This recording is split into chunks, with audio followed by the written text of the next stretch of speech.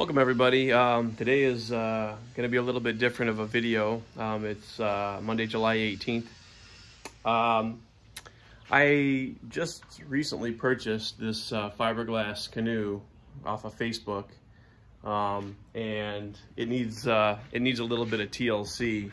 So let's talk about it a little bit here, and we'll kind of go over what we're going to hopefully accomplish here. The only major structural thing that I'm aware of right now, I've not really gone over the whole hull with a fine-tooth comb, but there was obviously some sort of a crack here. But they did at least try to repair it with fiberglass, which is good. There are some spots where the fiberglass is starting to chip up a little bit, so I don't know if water is able to get in there and leak inside or not. What I would like to do, well, let's address a couple other issues real quick here. So then also right here along the center ridge, there's also some very, I don't know if it's easy to see or not, but it's very kind of flaky. I don't know how much the water, I can definitely see fibers in there that I don't know if the water is able to get in there or not. And there's just some general overall scratching along the whole hull that you can kind of see some of the scratches kind of like right there. So what I would like to do is I would actually like to take that patch, try to sand it down. I'm going to sand the whole thing. It looks like maybe this was blue at one point, and then maybe somebody tried to paint black over it, and now the black's chipping off. What I would like to do is sand the whole hull down, try to get that patch over there as smooth as possible, fill in any irregularities like the scrapes, try to maybe patch this a little bit, repaint everything, and probably, you know, I'll probably, the keels look, or I'm sorry, the gunnels, which are the actual top stripping here, seem like they're actually in pretty good condition. I think they're aluminum.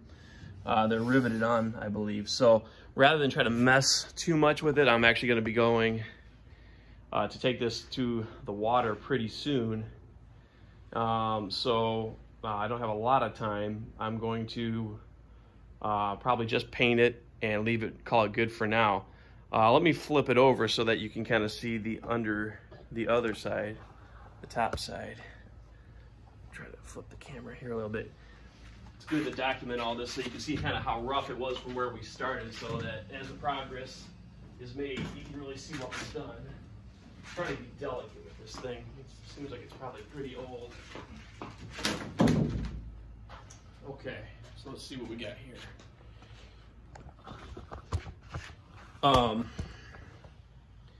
So like the fiberglass along this seems like it's cracked, but again, that's not the outer hull. So maybe it could be a structural concern, maybe.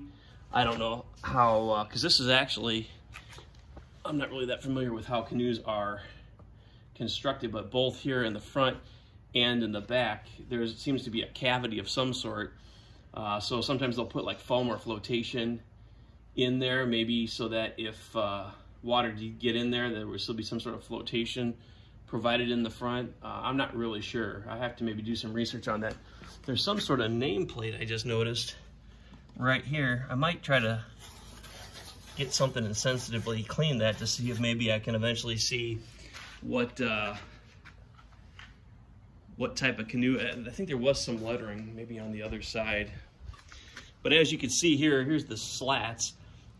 If you sat on these for too long, you most likely would get a splinter. I don't know that I will have time to completely repair these or replace them. Matter of fact, it looks like even like one of the cross members, I don't think you can see it, but it's pretty rotted away under here. So, I don't know. I might have to do kind of an emergency seat making of some sort, or maybe just sand these down and hopefully it's good enough for the fishing expedition. But anyway, so I'm going to use like Bondo to do like the body filler. Then I'm going to prime it and then hopefully repaint it all. I said I'll probably just repaint the gunnels right now. I said they seem like they're all in pretty good condition. You know, even the crossbars, nothing seems loose, So structure I think is okay. If I just paint it, it'll probably be, we'll call it good for this summer. Maybe in the fall, what I would like to do is actually then remove, drill out all the rivets, take these gunnels off, and actually like maybe get like some nice wood, either cedar or something else, and actually make beautiful wood gunnels and even wood cross braces and wood seats. So, but that'd probably be something for, I said, the fall or the winter projects. Right now, it's just kind of about kind of prettying up the hull. Again, it probably, here's the patch from the inside. It probably does not leak, because even from the inside, it looks like a pretty good patch, although there's a little bit of a gap in there. Not too sure. So again, I may,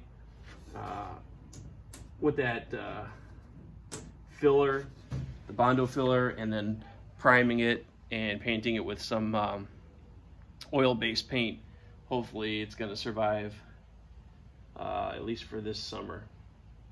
All right, well, I'll bring you in on the different steps. The first thing I'm going to do is I'm going to flip this thing upside down. I'm going to start working on this patch area on the outside, trying to sand it down and get some Bondo filler on there and start to get a nice smooth surface across the whole bottom and fill in some of those scrapes. So we'll bring you back in. Okay, I wanted to bring you back in and just show you what I'm doing right now. So I don't have sawhorses, but I had some of that modular shelving units. So I just took a couple sections of it. It's a pretty decent height. It's probably about like, to my like thigh level. So it's not, I'm not hunching over too much when working on it. So I've gone ahead and I've started to sand this side. Sorry, I got a lot of clutter in here. As you can see, I've started to sand it. It looks like the black was definitely the top coat, and then the blue was underneath. And then underneath that, there might have been either some white primer or something like that. I don't think that that's necessarily, it could possibly even be the fiberglass that I'm starting to get into a little bit. I started with just using just like a 60 grit sandpaper. I actually have 40 grit, but that would be moving a lot of material, and I am not sure, I've not done a lot of sanding with like a rotary sander. I'm just afraid of taking off a little too much, going right down into the fiberglass right away. So I'm kind of start with the 60. I'm like, if it takes me a little bit longer, that's okay. But I am finding there is a ton of more scratches in this body. I mean, you can see all these grooves are scratches. I don't know how many of those I will be able to fill. Once it's all painted one color, it definitely won't show as much. But definitely the deeper ones, like this one, I can actually, like, I can get my nail into it. That's pretty deep. These other ones, they're there, but they are pretty close to the surface. I may just sand a little bit and not worry about filling too much on those. Just maybe some of the deeper ones. And I said, now I probably will use that 40 grit when it comes. I did just a little bit of sanding on the patch here. As you can see, it started to smooth it down. I'm just not too sure how deep I'm going to go with that. We'll have to just see how it goes. Hopefully I don't put a hole in it, otherwise I'll be doing some fiberglass work on this, which there's a lot of YouTube videos on that too. So if I have to, I have to, but the fishing experience I want to do is probably in a couple of weeks, so I don't have a lot of time to do this. I'd like to get this done in the next week or two. Kind of quick and dirty. Again, I want it to look nice, but I'm not going for showroom quality or anything like that. So, but yeah, there's just a lot of little nicks and gouges. I mean, just all up and down this thing. There's just little, this thing has definitely seen some, it's kind of battle scarred and seen some service. In some areas like this, see how it's, you can actually see like a texture in here. It's almost like it's pitted. Not super bad, it's not, I'm smoothing it, but I don't know, like over here is an area where I really haven't got to it yet. And you can see there's all kinds of, like, where it's darker, it's actually recessed, and where you see the blue is where the sander is hitting the high spots. So there's definitely some kind of weird textures in there. This is a pretty big, hold on a second. It's a pretty big rough spot right there. But I will Bondo that. But yeah, she's seen some battles. But yeah, I said I'm just gonna try to smooth out as best I can, not try to fuss over it way too much. but just want it to look nice. And the nice thing about when you start with a really ugly project to start with is that it doesn't take a lot to make it look a lot better. So, but anyway, I'll bring you back in as I go further into the process. Okay, so I've got the other side sanded now, as you can see. I said I'm not like trying to take off too much. I'm not trying to get it all the way back to fiberglass, obviously. There's some places I think the white here is fiberglass, just because I'm not sure if it comes out in the picture. Yeah, you can kind of see it. You can kind of see the strands in there of the fiberglass. So that is the actual resin that I've got down to. So you really don't want to go further than that, because then you're actually thinning the hull. Now, obviously, this place right here is pretty damaged. But again, I'm going to go over that with some Bondo and kind of try to build it back up. And once it's painted, hopefully it'll be tough enough to last, you know, again, a couple of years. This is just kind of a little project. Anyway, I just wanted to show you kind of what's going on with the patch here. As you can see, I've got it pretty smooth now. It's not rough like it was, but you can also see there's kind of a jagged edge. And what I'm noticing is that it seems to be flaking up and peeling along the edge. Like every time I try to kind of like smooth it down to the layer below it, it actually starts to kind of peel up. So what I've just kind of done is I've just kind of gone as smooth as you can. You can see there's not much of a lip anymore. And then I'm gonna Bondo.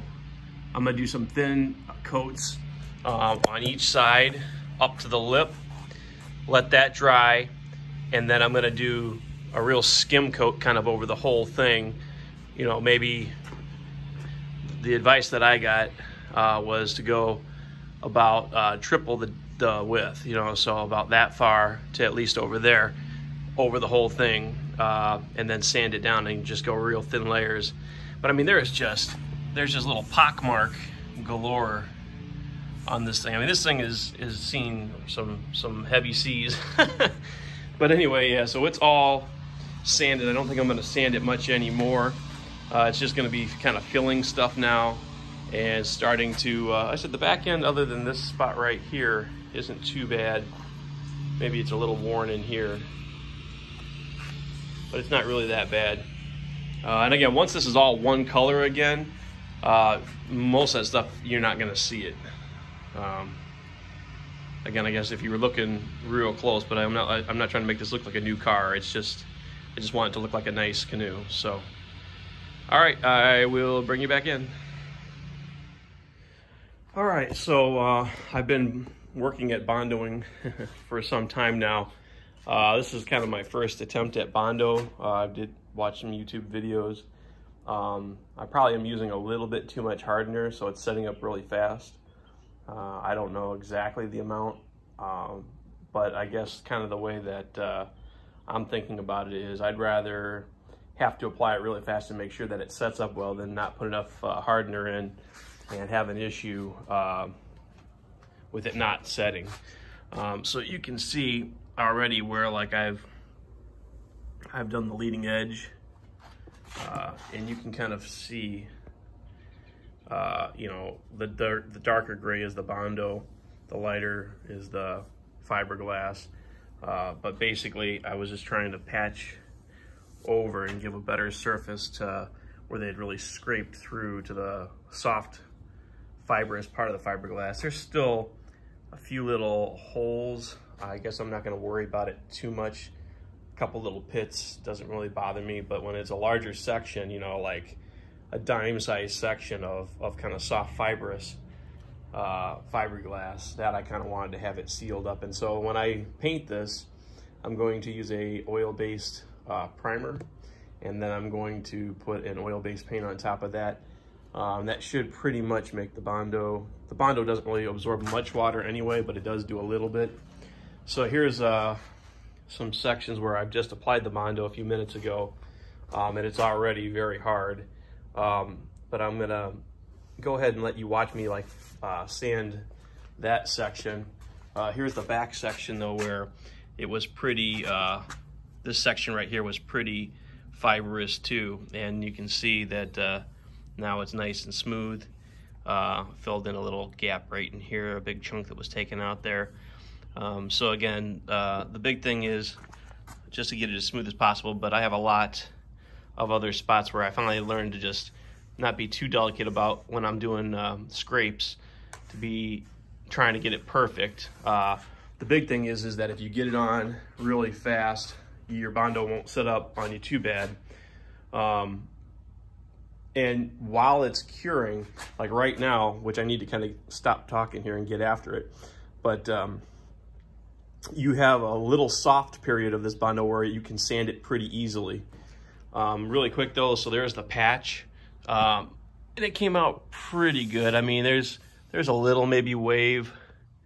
There's maybe a little bit of wave in here that you can see, but once it's painted, I mean, it's still gonna look a whole lot better. I mean, you can kind of see the wave when the sunlight hits it like that, but honestly, unless the sunlight's hitting it just right, I think once it's all painted the same color, it's gonna look pretty good. But anyway, I'm gonna go ahead and set up the camera here and let you watch me sand this spot. Let's see, with the sunlight, you should get a pretty decent shot of it. Give me a second, I'm gonna don my mask. And whenever you're sanding fiberglass or Bondo or anything that's putting up a lot of bad dust that you don't want in your lungs, always wear your respirator and safety glasses.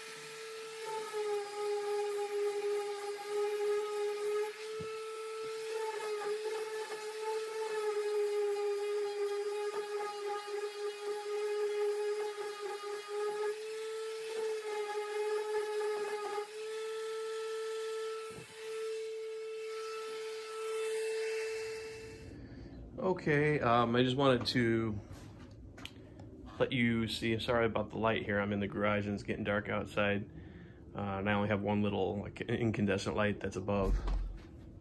Actually, I can turn on the garage door opener light too here, get a little better. But I just wanted to let you see, I'm pretty much gonna call that good with the Bondo. I know it's probably even hard to tell, but basically, like I said, that any dark gray spots that you see are spots that are filled in. Like I got most of these scratches, like I can't even feel, well, a little bit I can there, but some of these smaller ones I don't feel at all now. So I got most of it. I could probably be here for a month filling every little crack and gouge. It didn't look like there was that many, you know, when you're first looking at it, but then when you start running the sander over it, you start feeling all the, you know, I can still feel these, but they are pretty light. I did try to actually sand down a little further into the fiberglass. You know, you can see how I went through the paint here. Not very far into the fiberglass. I don't feel like I've compromised the structure of it at all. But places like that, or even sometimes where it was a little rough here, I would sand into the blue more to just really try to get it smooth, and it feels pretty good. Boy, I tell you. So just to let you know what I used, so it's just a regular, what do they call that? A random orbit sander to sand this. It's an 8-hole, so that's why it has 8 holes in it, that it actually will suck the particulate as you sand it, although honestly it still makes a mess. So definitely wear your respiratory protection. So after I put the Bondo on, I would just slap it on pretty quick. I would go back over it with 60 grit. I was told that I could use 30, but again, I was really scared how much material it would move. And it maybe took a little bit longer, but honestly, 60 grit is pretty coarse. And I was able to, any lines that would have been in the Bondo, I was able to pretty much remove those and get it pretty smooth pretty quick. So what you're seeing here is the fiberglass patch is still there. Like I said, I sanded it down as far as I dare. Actually, what you can see here, so the patch was right here. Okay, this is the outline of the patch. And I was actually going so thin that what you're seeing here, this bleed through, is where I was actually going through the outside patch, and this white is actually the fiberglass from the original hull. So if I went much thinner than that, I think I was risking pushing through or damaging the repair that they did, but I don't feel like I did now. Again, and it is raised on the surface on the inside, and to be honest with you, I'm doing this mostly for looks. I'm not really that concerned about the inside. It's just kind of, even though I know this is the set that's going to be in the water, but like if I'm transporting it or things like that, or it's sitting out of the water, it just would, just that patch kind of made it look kind of crummy on the outside. So I just decided that I wanted to do that. And so, yeah, so all the high spots, so I smoothed the Bondo out, and where it hit the high spot, which is where there's still some fiberglass, that's kind of like where I kind of stopped. And even though it looks kind of wonky, honestly, when I run my hand across it like that, I really don't feel it at all. And when I look down from the end, let's see I don't know if I can zoom in here. Oops, sorry about the camera work here, guys. Let's see here. I mean, when you get to the edge, it's almost invisible. I mean, again, if the light hit it in just the right way, you might see it, but I really don't think you're gonna see it. It's very low profile. And once it's all painted the same color, I think it's gonna just about disappear, hopefully. I mean, it's the first time I've ever used Bondo. It's set up faster than I thought. And again, mainly that's probably because I was using maybe too much hardener, but I definitely wanted it to cure, because I've heard that if you don't put enough hardener in there that it won't cure. So the guy that I was YouTubing from, he said his dad taught him, when using hardener in Bondo, that for every golf ball size clump of the actual Bondo itself that you get from the can, this is the hardener here, that you put like 5 to 8 drops of hardener in it. Well, this stuff is not liquid enough to make drops. It's a paste. So I just kind of guesstimated. I kind of just squeezed out a line on top of it that was maybe like 3/4 of an inch. And again, maybe that was way too much. I wasn't being that exact with the amount I put on there, but I was able to work with it for about, they said 10 minutes. I would say, honestly, well, maybe it was just my concentration made the 10 minutes go by fast, but honestly, I felt like it was more like 5 to 7 minutes before it goes from spreading on like peanut butter to all of a sudden like the texture of like feta cheese. Like it just gets real grainy real quick when it sets. And for a minute or 30 seconds after it starts to do that, you could probably use some pressure and squeeze a little bit more in there, but it's just about out of its workability at that point. And again, the more you put it on when it's not creamy, the more you risk having bubbles and things like that when you sand it. Although I don't think I really, sorry, let's see. I don't think that I really got any bubbling in here. I mean, there might be like maybe an imperfection. Oh, that's not, yeah, there's a little imperfections here and there. But again, there's a lot of scratches here. So, I mean, it's still gonna look way better than this big patch that they had in there. So yeah, other major sections beside that patch that I did, again, was here on this leading edge. This was all just fiber, and now it's nice and smooth, so that came out good. And then the back end, which I showed you earlier. So, sorry, going back to the back end, I filled a lot in here, and I filled in a pretty good chip there, and then just a lot of little cosmetic scratches and nicks and dings, and most of these you can't feel anymore. So I got most of them out. I would say at least probably 75–80%. Like I just finished doing one right here when I looked. The sides of a Canoe, if it's lived a rough life, they scrape against everything, man. There was just kind of gouges in here. So I got a lot of that out. But anyway, going back to the sandpaper choices that I used 60 grit to get the main shaping of the Bondo to where it was roughly what I wanted. And I was thinking, oh, well, that seems pretty good. You know, I don't know if I need to go any more than that. You know, I mean, it's not a car. So the other two sandpapers that I had is I had, I think, a 220 and a 320 grit. Well, I'm like, well, let's go to the next size up, which would be, or, you know, the next finer grit, which would be the 220. Problem was I didn't look at the back of it. So you have different ways of attaching those. They have hook and loop, which is basically Velcro, and then there's one where they stick them on. The ones that I bought for the 220 were the stick-on ones, and I have the Velcro attachment on my sander. So I decided, well, all right, I have 320 Velcro backed, so I put that on there. Boy, I tell you what, after doing it, just the texture of how smooth it is after you go. I see I need to do a little more sanding right there, but just the smoothness of it, I was like, wow, I can really see why they you know, some people go so fine. And again, that's not really that fine. When they're working on fixing paint and stuff like that, sometimes you'll see them use 2,000, 3,000, 4,000 grit sandpaper, which is almost like a piece of cloth, but it's just so fine they're able to do some very nice detail work with that.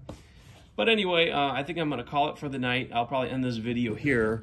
I'll make another video when I go ahead and prime the Canoe and paint the Canoe because this is getting pretty long already. So thank you for joining me. Until I see you next time, don't be afraid to get your hands dirty. Take care.